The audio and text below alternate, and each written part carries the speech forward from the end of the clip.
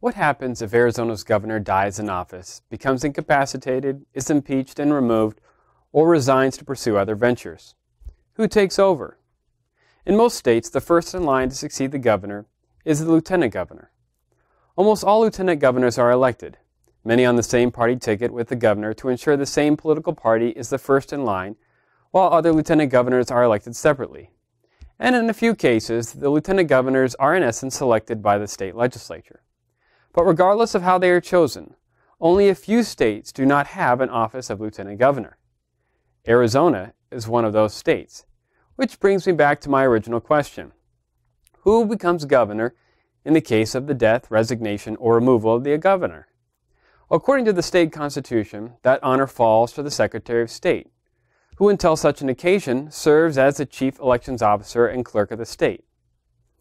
Interestingly, nothing in the title of Secretary of State communicates this first-in-line aspect to the office. Indeed, almost every state has a Secretary of State in addition to having a lieutenant governor, so they are not the first in line to the governor.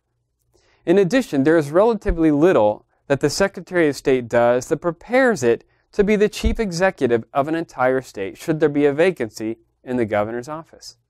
Yet Arizona has a high propensity of having secretaries of state ascend to the governorship. For instance, Secretary Dan Garvey took over the governorship upon the death of Governor Osborne on May 25, 1948. Wesley Bolin, who served 29 years as Secretary of State, this was before there were term limits for the office, became governor in 1977 upon the resignation of Governor Castro when Castro was appointed U.S. Ambassador to Argentina by President Carter.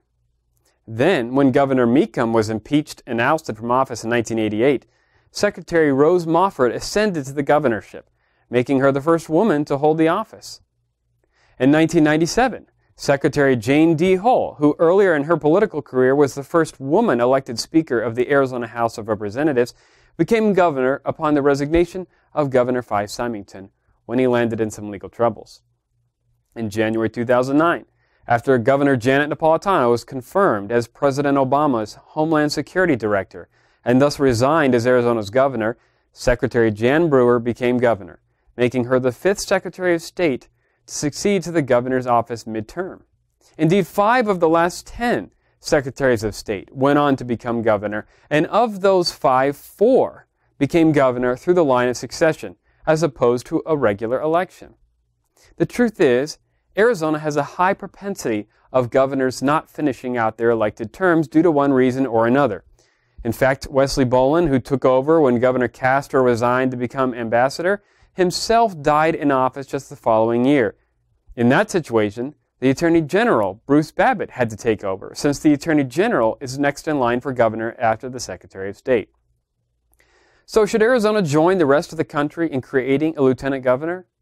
Well, there have been efforts over the years to do just that.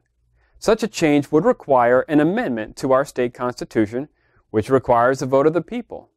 To date, no effort has been successful, but with so many Arizona Secretaries of State succeeding to the governor's office, the issue continues to be one of interest. So don't be surprised if you see a proposal on your ballot to create the office of lieutenant governor. Now you'll know why. The question is, how would you vote?